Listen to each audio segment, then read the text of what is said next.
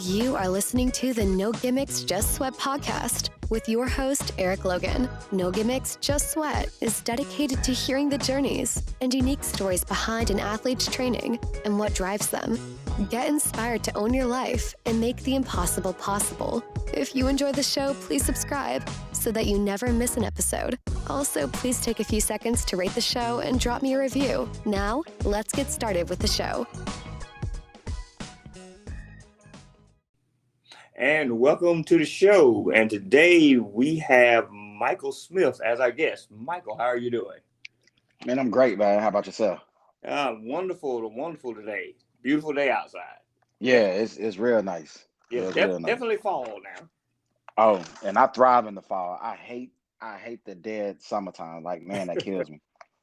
Well, but see, in Georgia, you know, this is what's considered a false fall. Because like a week or two from now, it'd be back up to 80 or 90 degrees. Yeah, man, yeah. I just remember doing Augusta half Ironman, and I just remember thinking, like, how do people even live out here? This is ridiculous.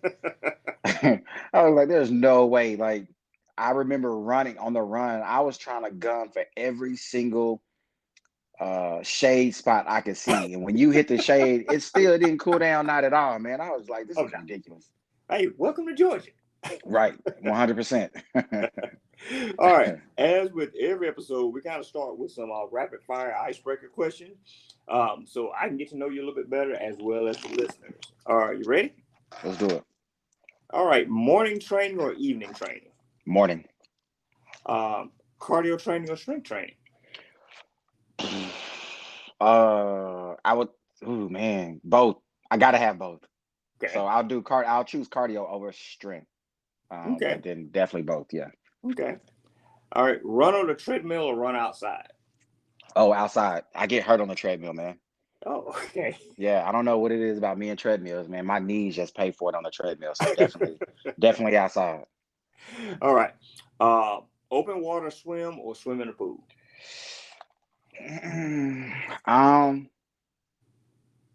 Well, I try to open water as much as possible.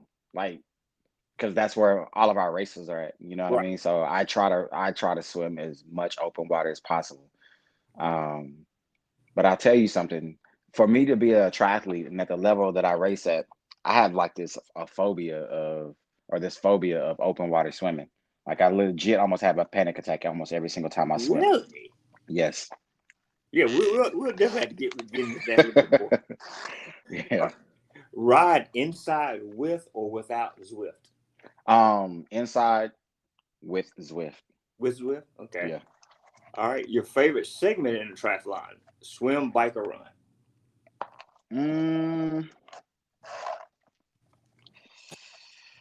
I would say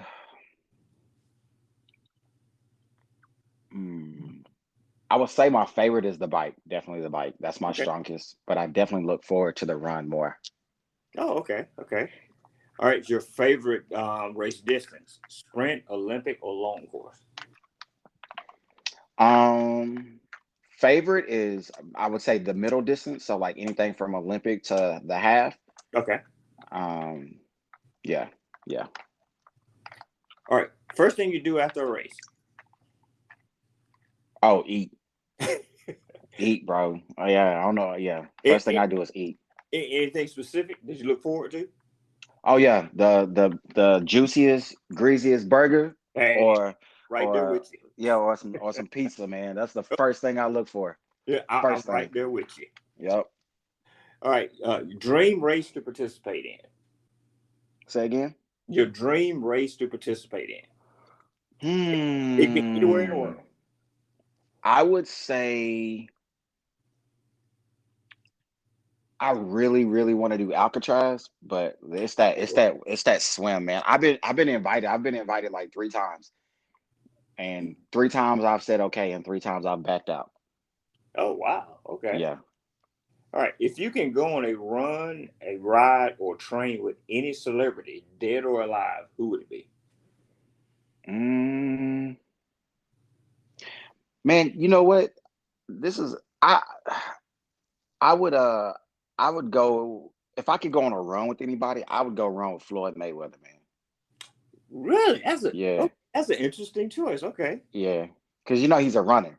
So Yes. Yes. him, and then my second choice would be Kevin Hart. Okay. Okay. Yeah, yeah. All right. Last one. Dream location anywhere in the world you would love to go for a run or a ride. Not necessarily a race, but just recreational and enjoyment. Man, I would like to go to New Zealand and do just to go and just to do a ride and run, and yeah, just to hang out and train. Yeah, New Zealand. Oh, that's interesting. I've never heard that one before. That's Hmm. interesting. All right. As with all guests, we want to know your origin story. In the origin story, I always tell people think of yourself as a superhero, but Mm. we can kind of already consider you a superhero because you already got the name, the Dreamchaser. Yeah. So you already got the name started. Yeah. So how did you get to where you are now as an athlete?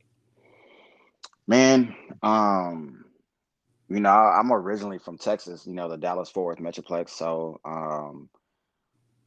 just me and all my cousins, we grew up, in sports, running track, football, basketball, volleyball, whatever it may be. Hmm. Um, and was played sports all throughout my military career, played all Army basketball, just playing on football teams. And um, it's funny. I didn't really get serious about sports until after I lost my arm, man. Really? That's when I got serious about sports. Yep. Even when I went to college, all of that, like I've never been so serious about a sport, an individual sport in my life as I am right now. Right. And I'm in my 40s, like, which is crazy to say, but yeah. Right, Um, and I think that's what it is with a lot of people because, like I said, I didn't start until I got to my 40s. I was active and I played, but I wasn't a sports person. When I was a kid. yeah, I think, yeah, man, it's just one of those things, like I say, and I know we're kind of going around, but like for me, sports is just one of those things that I've learned that just it's helped me to get to where I'm at, right? So Right. you asked me, how did I become the athlete that I am? And it's my injury is what propelled me to be what I am and chase the dreams that I'm chasing right now, man. Like, to me, there's only a few things in this world that can bring people together, and that's tragedy and sports. You know Yep. what I mean? Yep. And my tragedy was losing my arm, and sports is one thing that I've always grown up in, and it's been a part of my life forever. So, I just put two and two together, and I was like, man, I'm gonna make this work. You know what I mean? And Right. sports has solved a lot for me, man. It's definitely been one of those things that's kept me away from deep depression and suicidal thoughts and things of that nature. Because I was going through it for a little bit, man. But being able to train and make benchmarks and goals has really helped me to be the man that I am right now. So yeah, Okay. Okay. And we kind of stepped off track, but I'll let yeah, you go ahead and yeah, finish your yeah, story. yeah, yeah. So back to the callus part. So yeah, so um, yeah, man. So I don't know. I lost my arm. I started cycling. Um, started running, just trying to get back and just trying to discover my new normal. And actually was on the USA Team USA, or the national Team USA skeleton bobsled team. Oh, wow. I did Yeah, so not know I that. was yeah, so I was ranked third in the world in skeleton bobsledding. Oh, wow. Yeah. Did not know. So Yeah. yeah, man. Yeah, a lot of I don't know. A lot of people don't really. I don't know if a lot of people know that, but yeah. So I was ranked third in the world in skeleton bobsledding. A friend of mine, called me about triathlon, and I knew what it was, but I had never done one, let alone ever open water swim. And long story short, I was supposed to do a relay for a triathlon. I get to Augusta, Georgia. I'm walking around the hotel where they have like the whole setup, and I run into Paul, who I've known for forever on Facebook, and I run into him, and he was like, "Oh man, this is man, that's amazing that you're gonna do this Ironman." And I was like, "I'm about to do what?" He was like, "Yeah, man, this is." He was like, "Ironman Augusta, like where you at?" And I was like, "What?" I was like, "It's a triathlon, right?" And he was like, "Yeah." He was like, "Man, don't tell me like you haven't been training for it." I was like, "No, honestly, I'm just doing a relay." And he's like, "Well, what portion are you doing?" I'm doing the bike. Oh, you'll be okay. It's only 56 miles. Like, you'll be fine. Not a problem. So yeah, I wasn't worried about it. And then a day before the race, both the swimmer and the runner backed out. Oh, And wow. so yeah, so now here I am. Well, actually, the swimmer backed out. The runner was still gonna run. So yeah, I had to learn how to open water swim in 24 hours. I had never put on a Oh, wetsuit before. Yeah. oh, Yeah. And so, I mean, more than anybody, like when you get ready to do an Ironman, you got to take your bike down and transition the day before, which I think is the most ridiculous rule. I hate it. But um, yeah, so I take my bike down and transition, go eat, do my thing. And the next morning, I walked down to transition in a pair of Vans. So a pair of casual shoes. Like I wasn't expecting to do anything else but to swim in the bike. right. Because after that bike, I was gonna go find me a juicy burger. So I wasn't really worried about the run. I was gonna take my time, meet the team at the finish line. Yep. Yeah, so I do my swim. I barely survive. I think I'm gonna die. I was so happy when I came out the water, that I thought all I could think about is, okay, so now it's time for me to show out on this bike, and I'm just gonna crush. And that's what I did. I just crushed the field. I just crushed it, crushed it, crushed it. Got to the transition, and yeah, one of the officials came to me and was like, "Hey, you're gonna have to start this run. Your teammate hands are blistering." And I was like, "What?" What? Yeah. I'm like, what? I was like, "What do you mean?" I was like, "What does that have to do with him running?" Nothing. Like nothing. I was super mad. So I was like, "You know what? Forget it. Whatever." So I put on my Vans, and I'm thinking I'm just gonna do like 1 or 2 miles, and that'll be it. I'm like 2.5 miles into the run, and I stop at an aid station, and one of the aid guys goes, "Do you really plan on doing the rest of this race in your Vans?" And I told him, I was like, "I wasn't even supposed to be doing this run. I was supposed to be doing a relay." And he right there on the spot, he flip flopped me shoes. He gave me his shoes, and I took his, and I was out. Oh, And wow. we wore the same size. Like, it was just one of the craziest things ever. Um, but yeah, and then finished the race, and I just remember, like, everybody else who's ever done a half or a full, man, when you hit that red carpet, it's an amazing feeling. Like, it doesn't matter how bad the race has gone so far or how great it's gone. As soon as you hit the red carpet, nothing else matters. It's just an overwhelming feeling. And I just remember getting that feeling and hearing my name called out. And it was something that I never thought I'd be able to do. I never even wanted to do a triathlon, to be honest with you. And when I did it, I was hooked. It was a wrap. Like, I legit, on my way home. Well, I'll say after I received my fluids, my IV, because I was dead. But I remember calling my coach, and I told her, and I was like, "Hey, so I think I'm gonna step away from skeleton bobsledding." She was like, "Are you serious? Like, Korea Olympics is right down the road." And I was like, "Yeah." I was like, "Well, chances are they're not gonna let me go because I'm the only one arm amputee. I was the only one arm guy in the world that was doing this sport. So they was already on the fence of letting me go to the Olympics for this." So I just told her, I've suffered too many injuries. I had broken my jaw, broken my ribs at this point. So I was like, you know what? I'm gonna focus on triathlon. And I didn't even know it was a Paralympic sport at the time. And I just started doing triathlons, man. I just started training myself, reading books, asking questions, joining different groups on Facebook. And yeah, here I am, man, just grinding away, man, just chasing these dreams. I have some pretty elaborate dreams. So just chasing these dreams. And that's kind of how I became the athlete that I am today within the triathlon sport. Yeah, you are the I'm getting tongue tied. Dream chaser, Uh-huh. and then I've been following you for a little while, Right. and you do grind. If you're Yeah. not following him on social media and just seeing what Michael goes through, his training and stuff, you're missing out. Um, so going back to the bobsledding, you Hmm. broke your jaw, broke your ribs. Was that from bobsledding? Yeah, so I did the skeleton piece. So skeleton, if you don't know, so skeleton is laying down on your stomach. Pretty much is laying down on your stomach on a board that's like 3 inches from the ice. And it's Oh, head first, and you're going down an ice track head first at like 60 miles an hour plus. oh, so it's not okay. I was thinking bobsledding.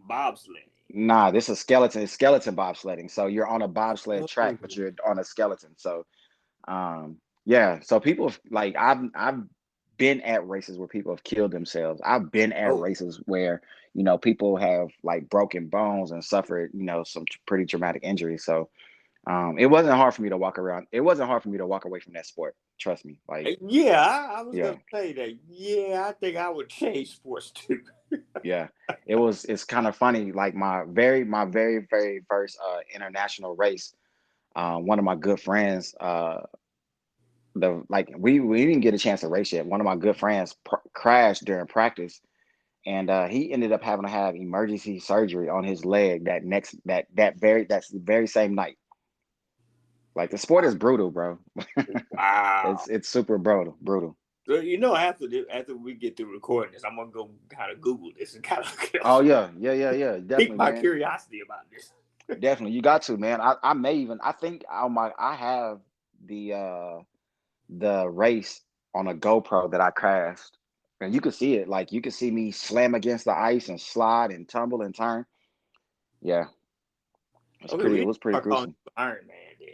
I mean, truly Iron Man. Yeah, man. All right, so you are a para athlete, Yes.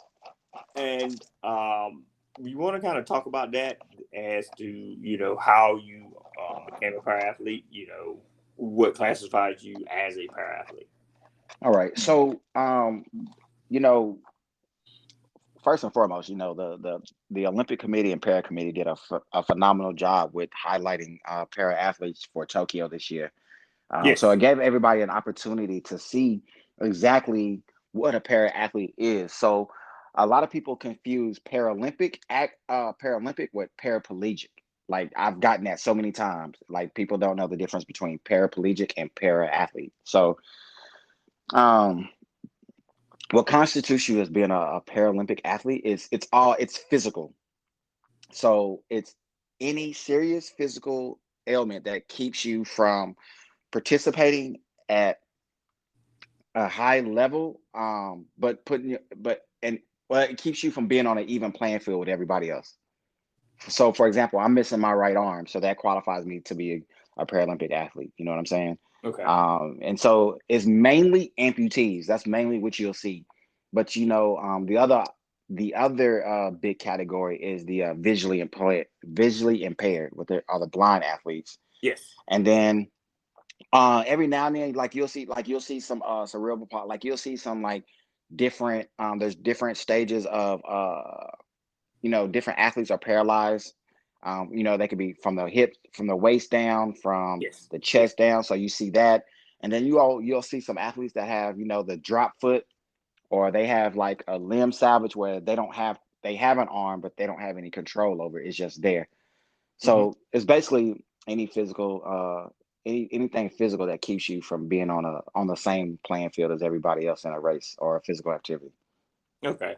Yeah. Now, the term I've also heard is adaptive athlete. Is that Right. the same? So it so Paralympic and being an adaptive athlete is really different, right? Okay. So Eric, like, you can go break your hand tomorrow, God forbid, but anybody can go break a hand, break a finger. And if you continue to be active in your sport or work out, now you have to be adaptive. You have to adapt to what you're doing. So that Uh, so yes. it could it's really not the same. It Okay. can be the same, you know what I'm saying? Like, it just depends. It's just adapting and overcoming your current situation to still continue to move forward. It's pretty much what it is. Okay. Okay. Yeah. I got no. A couple of times I've heard the term adaptive athlete, Right. and I was thinking like, okay, maybe that's just a new terminology for it. But you just kind of explained it. It makes sense now. Right. Okay. Yep. So, as an athlete, what is your training like? What does a week of training look like for you, and do you use a coach? Yeah, absolutely, man. So I use so right now, my coach is Morgan Hoffman. She's the head coach of Dallas Fort Worth Play Try. Um, that's who I have now. I've had former coaches, several other coaches. And the one tricky thing about coaching, man, coaching is when you have a coach and you're trying to compete at an elite level, it's a relationship. right? So Yeah. they could be the best coach in the world, but it's not always the best fit for you personality wise. You know what I mean? Mm-hmm. So I mean, one of my former coach used to be Morgan Lattimore, who is, the people's coach. He's a great dude. Love Morgan to death. He's a Marine. He's a Marine guy. I'm an Army guy. We have a really strong bond. It's just at that particular time of my career, our coaching athlete wasn't like that. Wasn't our gig. That wasn't our thing at that particular time.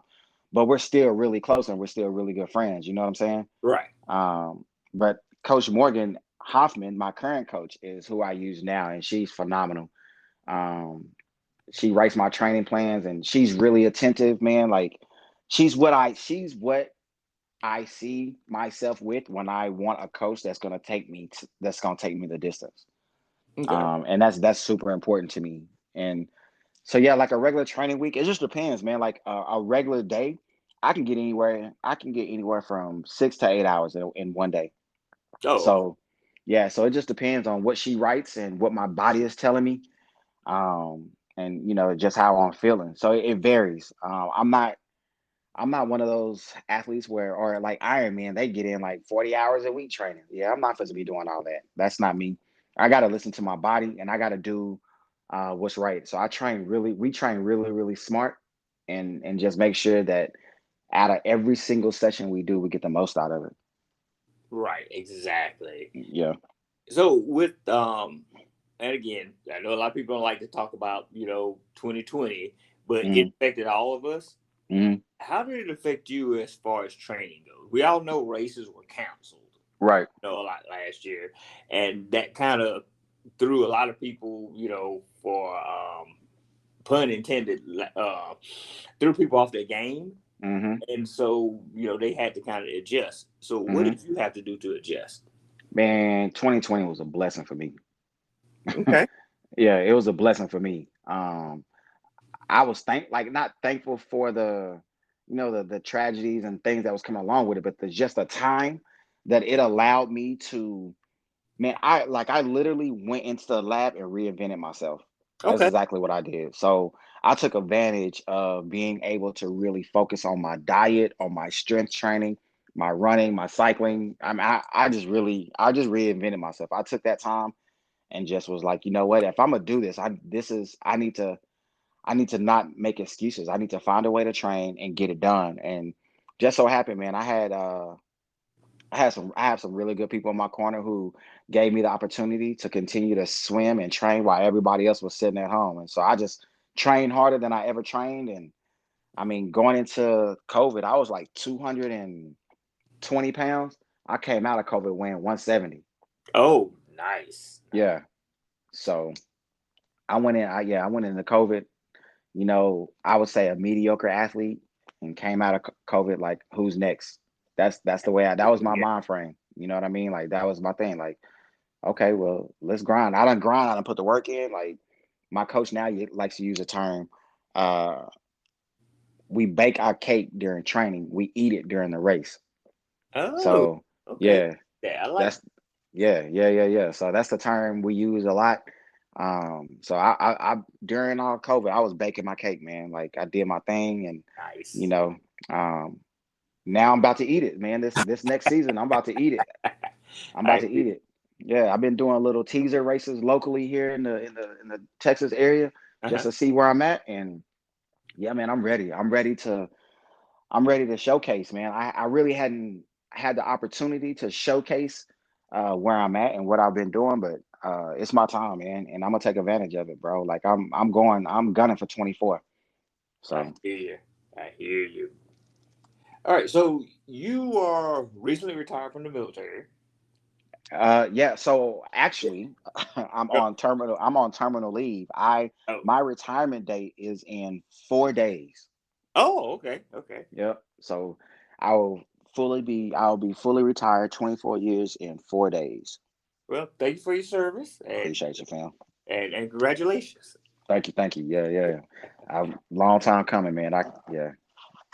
That So was how was being serving in the military as well mm. as being an athlete? How did that work out? Man, it's really rough and it's really stressful. I was very fortunate towards the end of my career to be able to do triathlon full time for the Army. But Okay. prior to that though, like, I mean, that's why I give anybody kudos who is trying to do triathlon, even if it's just off the couch, but trying to do it at an elite level and have to work. It's extremely difficult, and you have to know how to that those words time management comes into play.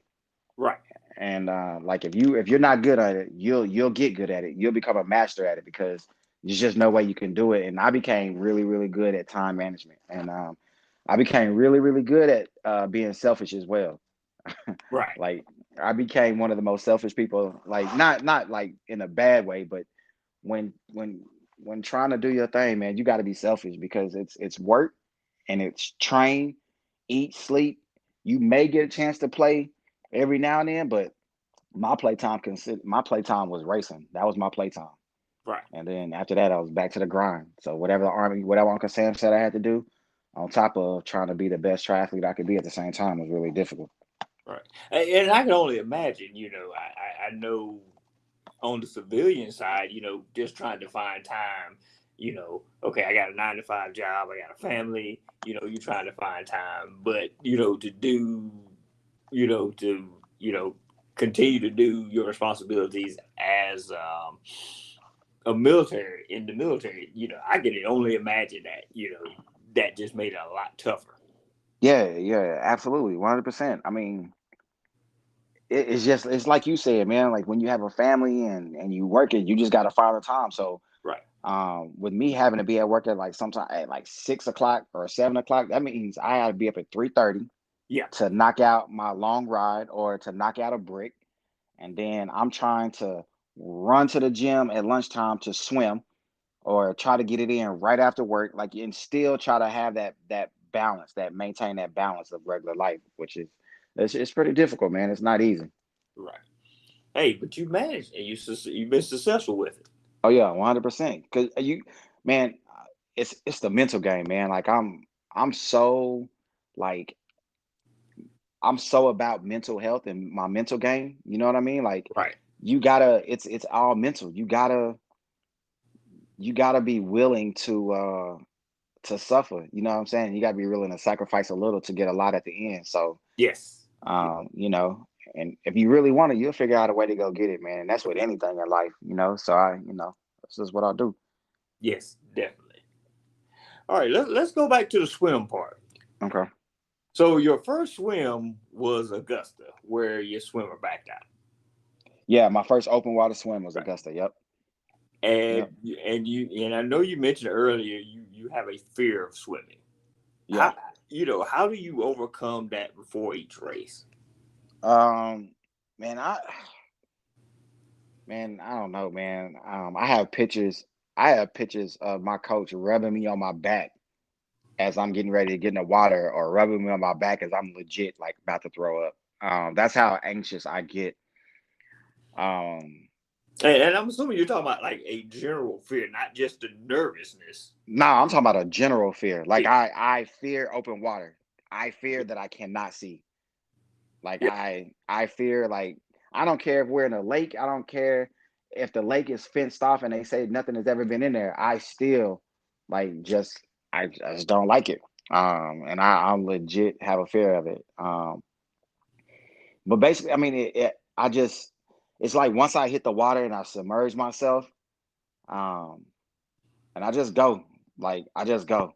And my coach always tells me, she was like, when you get in the water, you never execute our plan. It's because I just be trying to get out the water, man. I just be trying to swim as fast as I can to get out the water. Right. And a lot of times I pay for it going onto the bike, but I just be trying to get out the water, man. That's how scared I am of open water swimming. Right. But Yeah. have you ever had to be pulled out during a race?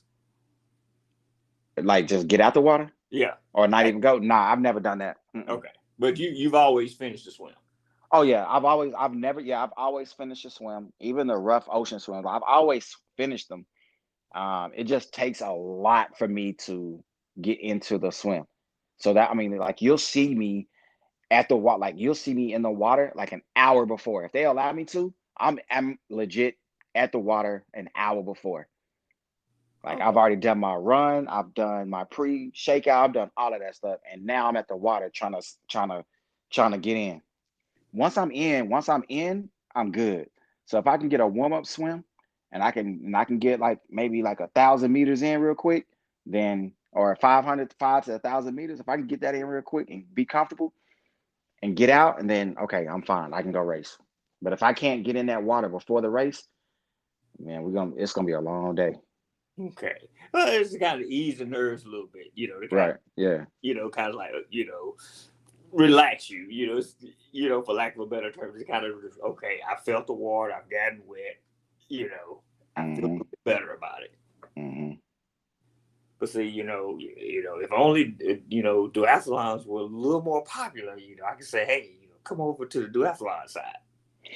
Man, bro, man, if they had a Paralympic duathlon side, bro, I would do that 100%. Yeah. 100%. But then, man, I just can't imagine how competitive that would be, man. Like man, there's some people out there that they thrive on the duathlon side. And I know a lady who's like, I think she's 64. We do triple bricks. By that third brick, she's out of sight. I can't even see her. Like that's how fast she is when it comes to those duathlons. I don't know about that one. Yeah.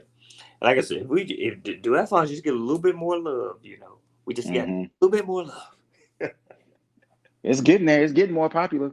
Oh yeah, I've noticed that we've had more from when I first started with duathlons in 2017. Mm-hmm. We were lucky if we had 5 to 8 people in an event. Really? Now we're getting like 30 plus. Yeah, man. So I think one of the young ladies on my Ram team, I think she's third in the world for duathlon. She's in the Air Force, I think, or Okay. maybe it was military. She just did the race. Wasn't there like a world championships not too long ago or something like that? Yes, nationals. Yeah. I think she took she's like top. I think she took first or second or 3rd. She podium, whatever it is she did. Yeah. Yeah. Like I say, even at our nationals, it's like I think it may be 1,000 because I think not. Well, of course, we didn't do 2020, but I think they said the largest one they had was 2019, and it was just a little over 1,000 competitors there. That's a lot, though. Yeah, that's a lot, but it's still small when you compare it to the triathlon side of things. Right. So it's one of those things that it's growing. People see it as that alternative. Whether if you can't swim or you have a fear of swimming. Mm-hmm. All right, so this is going to kind of be a 2-part question here. All right. What is your proudest moment as an athlete? And then at the flip side, what is your worst moment or biggest mistake as an athlete? My proudest moment is when I completed Race Across America. Yes. Okay.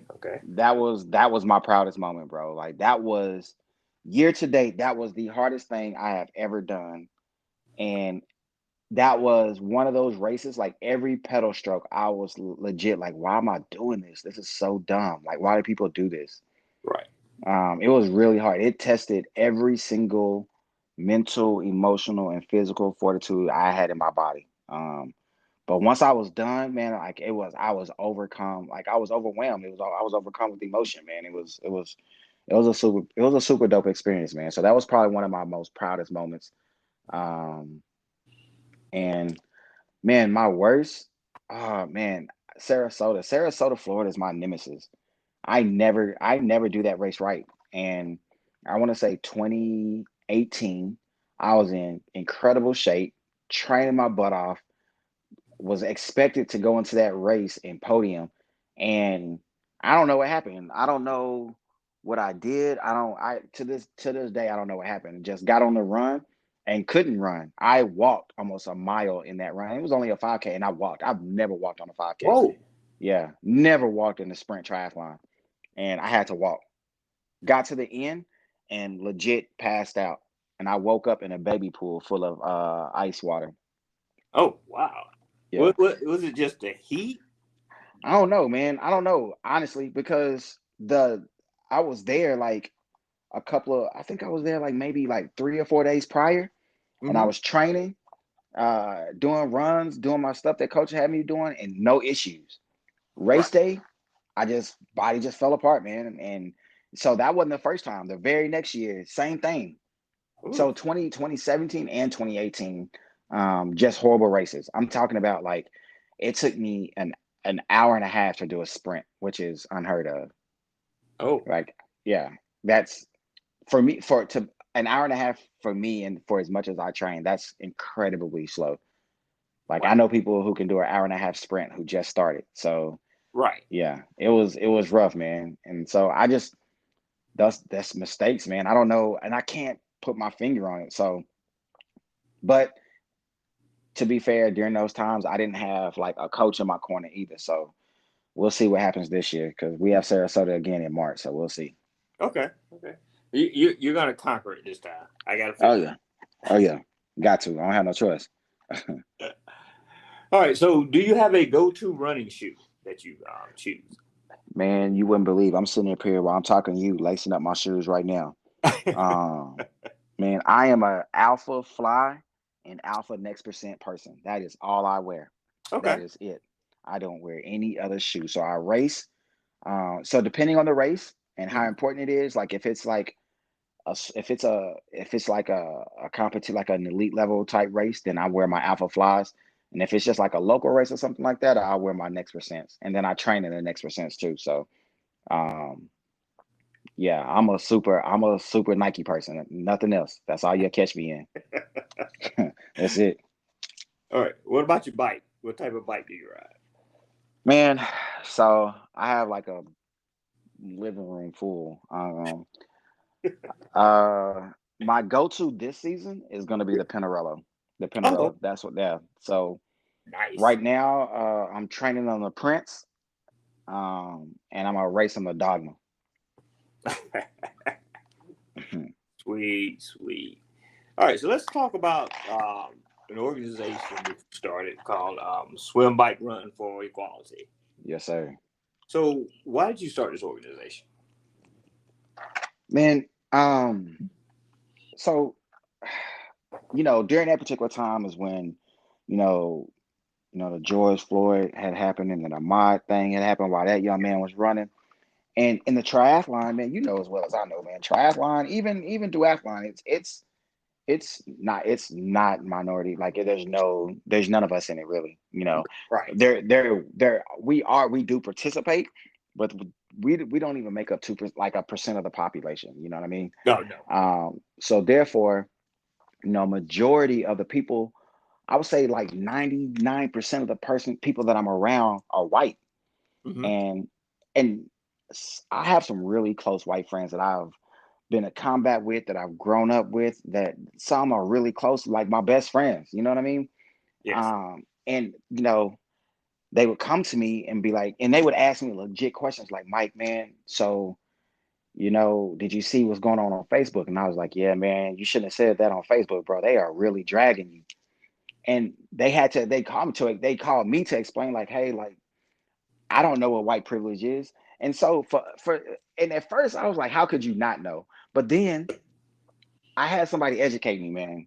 Um, and so I had a young lady tell me, like, how am I supposed to know what I am or what I'm not if I don't experience the same thing that you experience? Like, I grew up in Right. Wisconsin where we didn't have any people of color. So you don't know how good you have it until you go outside of your area, right? Right. Exactly. So, and that's what she was saying. She was like, I didn't realize until all this stuff started happening.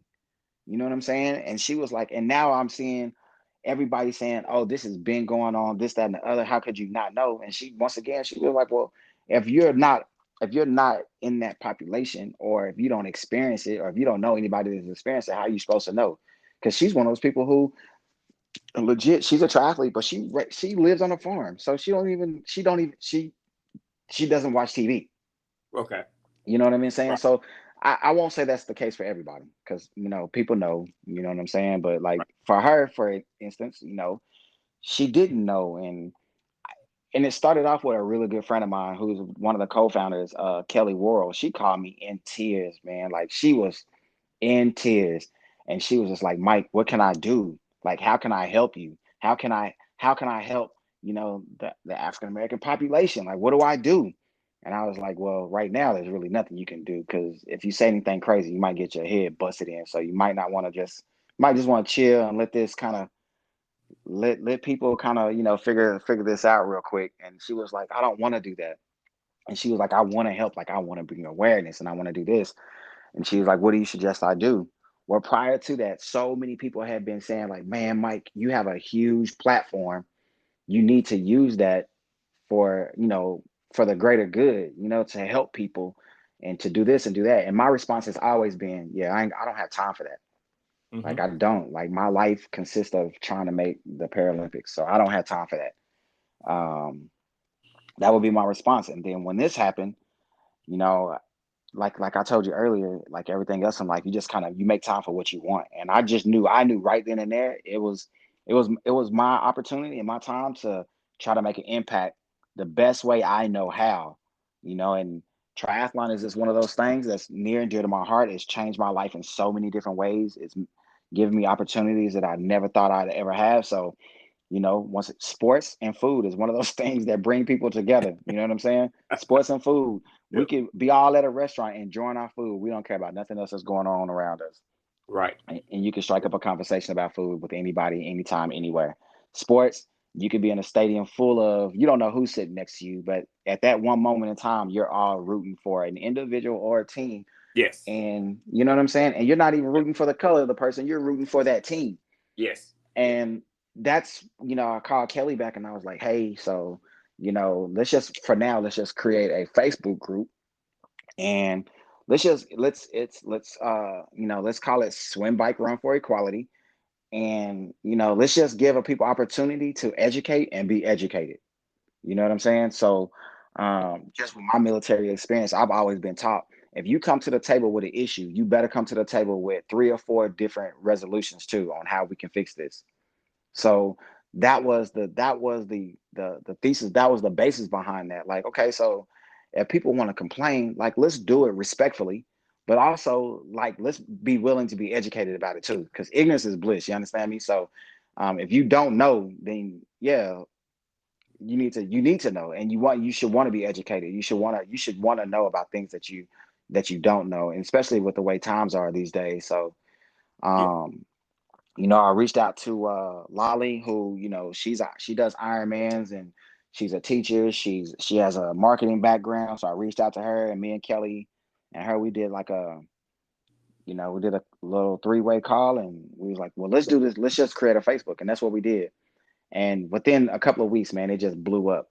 And yeah, next thing you know, man, it just kept going, and we turned into a foundation and a nonprofit. And we added, Rachel, who's a race director up in Maine. We added your guy, Derek Britton, Mm-hmm. added him. And, Yep. we added, his homegirl who's really close to her, Donna. So we added her. And then, we put out clothing and kits. And, it's just, man, it's just our way of just saying, we can't change the world, but it does start with us. You know Yes. what I'm saying? So my goal was to surround myself around like-minded people who wanted to see change. You know what I mean? And um, as well as, I mean, you're on our page, and you don't have to be a triathlete on the page. As long as you swim, bike, run, do something. You know what I'm saying? Like, we have Jude Woodcock, who she don't even do triathlon. I think she does like paddle boarding or something, but Yep. she is so instrumental in what we're doing, and she believes in it, and she's so passionate about it. You know what I mean? And that's what it's about, man. Like, I just think it's easier to spread love and be happy and to appreciate and be respectful than it is to be walking around pissed off at the world and just just creating chaos all the way around you. You know? Exactly. Yep. I totally agree with you. Yeah. It is a great organization. Like you said, I'm in the Facebook group, and from the beginning, everybody there has been friendly and supportive.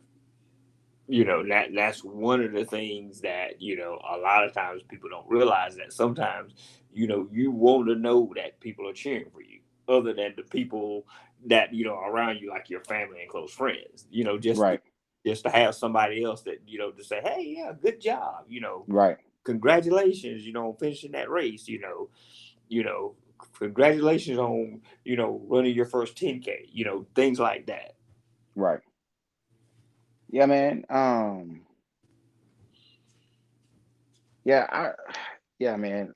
I think that's one of the things that I absolutely love about our page, because we like I don't think a lot of us don't even have never even laid eyes on each other, but we encourage Right. each other. Like there people are constantly posting on the page what they're doing, and how they're engaging in their communities. And it's important to me that we're just not another triathlon group.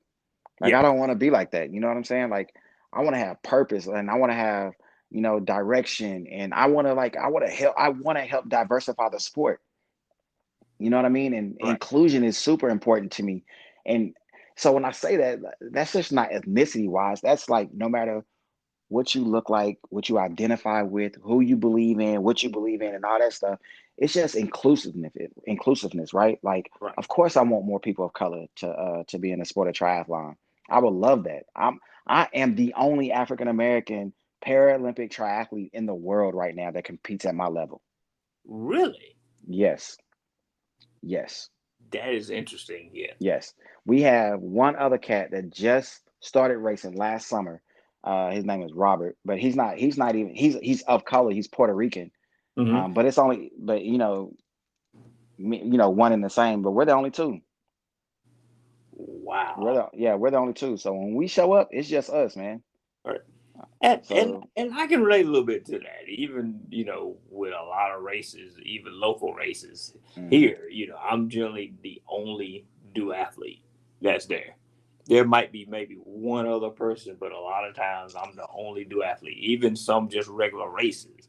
Right. You I've gone to races where I was the only black there, period, out of the hundreds. Oh yeah. Oh, bro, I used to live in Colorado Springs. And so doing races out there, Colorado, man, Right. Colorado Springs, racing up in Boulder and all them other places, right? I've been to, and it's really heartbreaking, but I've been to races when they've asked me, uh, what, what did they tell me? Like, what area am I volunteering in? And I'm like, what? Ain't Wow. nobody volunteering. I came to win. Like, what are you talking about? You know what Wow. I'm saying? Like, and it's and there's no color, man, like none. And so depending on where you live at and you know what I'm saying, where you race at, yeah, you might be the only person of color. So Georgia, like that's probably the only place I've ever been where I saw pockets of people of color racing. Yep. Yeah. Yeah. And Depending on the size of the race and the organizer of the race, it can vary. right, right. Wow. All right. So, what is a non-athletic thing or fact about you that most people don't know? Mm. I mean, I like to be by myself, man. I like to be by myself, bro. Like I'm what you call a social loner, which Okay. means just like, I know I have a heavy social media presence and I do a lot of speaking engagements. I'm actually going to Memphis this next weekend to do a couple of speaking engagements for Ironman. Um, but I mean speaking in front of hundreds of people, like I can do that with no problem. Right. But if you gave me the option, I wouldn't, man. If you gave me the option, bro, like I'd much rather be by myself. I'll train by myself. I'll stay to myself. Like, yeah, I took myself out to dinner last night. I don't, Yeah. yeah, I'd much rather be by myself, man. I'm just a quiet person and I just like to do my thing. I just like to have my space and operate on my own. Yeah. You enjoy solitude. Yeah, 100%. I like to protect my peace, man. Yeah. I totally agree with you. Yeah. All right. So, what's next for you? You training for anything right now? You getting ready for any particular race that's coming up in the next few months? Yeah. So, I just committed to the Florida Clash that is getting ready to come up. Oh yeah. Yeah, so I just committed to that, and luckily, or it's going to be a blessing. I've never done a triathlon in December, let alone on my birthday. So the race is actually on my Oh, birthday. oh wow. Yeah, so Okay. I'm gonna go down there for that, and I have a Ram 2022. I'm gonna do that, and then I have a San Diego. I have another race in October that I'm gonna do. That's in San Diego, the calf challenge. So I'm gonna go knock that out. Um, yeah. So I mean, other than the Clash and Sarasota in March, those are the two things that I'm just gunning for. Those are gonna be possibly my A races. I don't plan on doing anything international this year. I'm just trying to get my race strategy down and making sure that I'm in the best shape that I can be in. And then, at the end of 22, going into 23 is when I'll start going to the World Cup and international cups and trying to knock those out. But as of now, man, I'm just trying to race as much as I can. I've been in Texas about a month and a half, and I've raced 6 times already. Oh, okay. Wow. Yeah, so I'm just trying to get it, man. I'm just trying to get it. I hear you. I hear you. All right. Any last words you want to share with our listeners? Um, Yeah, man. So I think I have two things. So one thing is a lot of people approach me and they're just like, man, I wish I had the motivation to do this and the motivation to do that. And my thing is dedication and commitment trumps motivation every single day. Yes. So Totally agree. if I feel like if you're dedicated to becoming whatever it is you want to be, so it doesn't have to be related to sports, but let's say it's triathlon. So if you're dedicated to being the best version of yourself in the sport of triathlon, you don't need like that's motivation by itself. Because if you're dedicated, you're gonna get up and do what you have to do. You're gonna do what needs to be done without somebody having to tell you to get up and do it. Right. So for me, it's not motivation, it's dedication, it's consistency. Like Mm-hmm. I'm super consistent with my training and I'm super dedicated to my craft and what I do. You know what I'm saying? And that translates into my personal life as well. I'm super dedicated to those around me, to those people that love me, and I love them back, and I make sure I stay loyal to them. Um, that, and just I just believe in being a good person, man. I just try to be who I am and be who I want to be for me. I don't do it for anybody else. I do it for me because this is what makes me happy. You know what I'm saying? Like I feel like sometimes when your motivation because it becomes for the benefit of somebody else or you're doing it for somebody else, then when that's over, then where you draw motivation from. You know what I'm saying? So I Right. just tell people Right. all the time to do it for yourself. Do it because you want to do it. Do it because you love it and you're passionate about it. You know what I mean? I had Andy Potts tell me one time, he was like, man, if you wake up and you don't love what you do, if you don't love that grind, if you don't love the hurt, if you don't love racing, then you don't need to do it anymore. And he Yep. was like, a lot of people don't get that opportunity in life to say that about their jobs. If they don't love going to work, if they don't love getting up early in the morning and doing what they got to do, if they don't love that, then they need to go find something else. And a lot of people don't have that privilege, but I do, and I recognize that, and I know it's a blessing, and I know it's an honor and it's a privilege, and I try to take advantage of that every single chance I get, man, because I absolutely love triathlon and I'm passionate about it, and you know, I'm constantly in the kitchen baking because when it comes time to eat, I'm gonna eat it all and I'm gonna be selfish about it too. I hear you. Yeah. Hey, Michael. Hey, I appreciate you being on the show today. 100%, man. I appreciate you having me, man. I know we've been trying to work this out for some time, man, but Yep. I definitely appreciate you having me, man. And I appreciate what you do, honestly, bro. Like, I've listened to some of your shows, man, and man, I think every person that you've had on so far, man, people can draw some type of inspiration from. You know what I'm saying? Yeah. And just getting individual stories out there, man. And you don't cater to a specific person or a specific kind. Like you have everything on your show.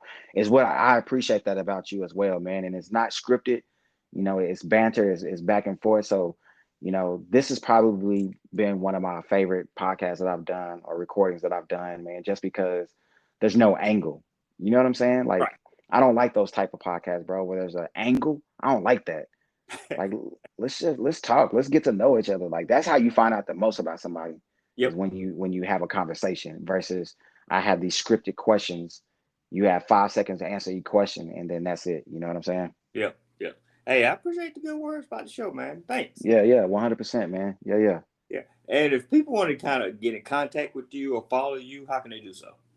Man, so yeah, definitely. The preferred method, man, is I would love for you to just follow our foundation page, Swim Bike Run for Equality.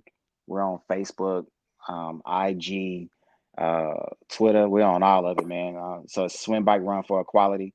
And then, for me, for my, guess you would say my athlete, my athlete page is is Dreamchaser _ Paratri Journey.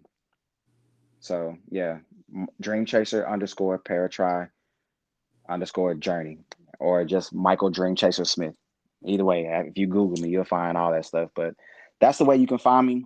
But I much rather you follow our foundation page than just follow me as an individual. My foundation is what I'm super proud of. We put a lot of work into it. Myself, Kelly, and Lolly, and Derek, and everybody else that's on the board, man. We that's something that we really believe in, and we're making headways, and we're finally getting our first opportunity to sponsor 3 young ladies, man, and that's awesome. Yes. I can't wait to make the announcement, man. Yeah. Like, we've been waiting for this, man. So I think that's going to be pretty awesome, and to give some young women of color an opportunity to follow their dreams, bro. So we want to be a part of that process, man. So yeah. Yeah, I'm excited for that too. Yeah. And everyone, if you haven't checked out the organization, please do. It is definitely worth checking out. And a lot of great people there. Yeah, for sure. All right, again, Michael, thank you for being on the show. Yeah, man. I thank you for having me, bro, man. And once again, appreciate you. And yeah, I look forward to hearing this, and I look forward to some future guests that you're gonna have, bro. All right, definitely, man. All right, you take care. All right, you do the same. All right, bye. Yeah. Thank you for listening to this episode of the No Gimmicks, Just Sweat podcast. We really appreciate everyone who tunes in each week. If you enjoyed today's show, please support us by subscribing, rating, and reviewing the show wherever you listen to podcasts. And remember to tell your friends about the No Gimmicks, Just Sweat podcast, so we can continue to have awesome conversations with everyday athletes just like you. Until next time, have an amazing week.